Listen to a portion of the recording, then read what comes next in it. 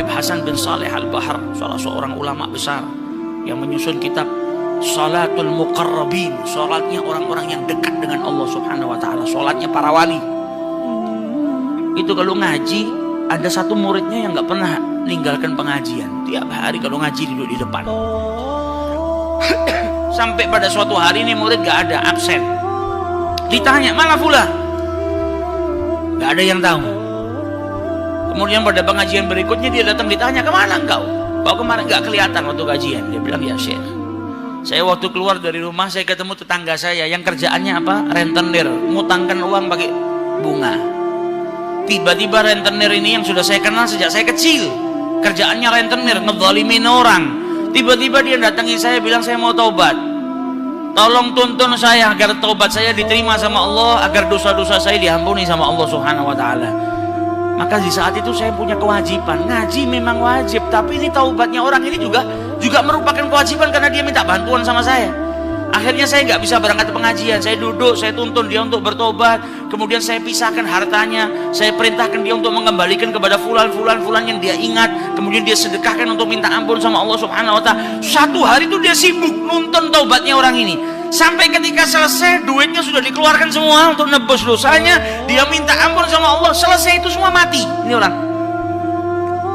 Subhanallah, kita yang ibadah puluhan tahun, yang jadi orang soleh puluhan tahun, gak maksiat, terkadang malah matinya dalam keadaan maksiat. Ini orang yang berpuluh-puluh tahun hidup dalam keadaan maksiat, ngezalimin orang, berbuat riba, melanggar perintahnya Allah, pas mati khawatimnya malah khawatim husnul khatimah. Luar biasa nikmatnya orang ini. Kemudian dikatakan sama Habib Hasan bin Saleh Al-Bahr, kau nggak tahu nggak apa yang menjadikan dirinya itu bisa mati dalam keadaan husnul khatimah, bisa berubah minta taubat? Dia bilang nggak tahu. Salah satu penyebab dia itu mendapatkan petunjuk dari Allah sampai mau bertobat dan bisa wafat dalam keadaan seperti ini karena minggu lalu orang itu duduk di majelis kita dan datang bukan untuk ngaji. Orang ini datang karena di salah satu anggota majelis ini ada yang punya utang sama dia, sudah jatuh temponya belum dibayar. Dia datang mau nagih.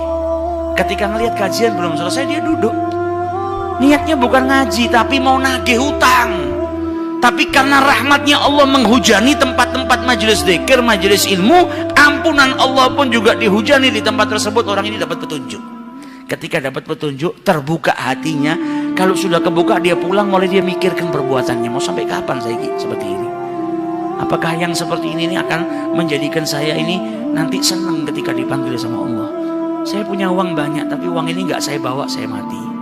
Saya mati butuh bekal apa? Amal. Kalau saya mati nggak ada yang nemenin saya kecuali amal perbuatan saya. Kalau itu amal baik, menyelamatkan saya. Kalau itu amal buruk, jadikan saya disiksa semua. Terus berpikir, akhirnya dia mendapatkan petunjuk dari Allah dan bertaubat. Jadi kalau kita peduli sama keluarga kita, peduli sama siapa aja, ya mungkin sekali dua kali dia nggak mau, tapi jangan pernah putus asa. Anak kita kalau sakit gigi, kalau sudah nangis luar biasa, kita mau ajak dia potong cabut giginya. Pertama dua kali, tiga kali kan nggak mau dia, ketakutan. Tapi terus apa mau kita diemin? Kalau dia sakit dan harus disuntik, pasti takut dan nggak mau. Apa terus mau kita diemin? Ya udah, berarti kan kita nggak mau anak kita sembuh. Tetap harus ada perjuangan. Kalau gampang ngajak orang berbuat baik, di situ ada pahalanya, gampang ya pahalanya nggak besar, justru susah makanya pahalanya besar. Jadi ajak saudara-saudara kita, kerabat-kerabat kita, nggak harus ke masjid ini, manapun majelis yang kita hadiri yang ada, majelis khair, majelis zikir, kita ajak mereka supaya apa? Dapat berkahnya majelis, terbuka hatinya karena ini juga majelis taubah. Kalau orang membantu orang lain untuk bertaubat, maka insya Allah taubatnya juga akan diterima oleh Allah Subhanahu wa ta'ala. Itu manfaatnya orang yang bertaubat kepada Allah, maka dosanya sebesar apapun akan diampuni oleh Allah Subhanahu wa ta'ala. Jangan pernah menunda taubat karena kita nggak tahu mati itu kapan datangnya.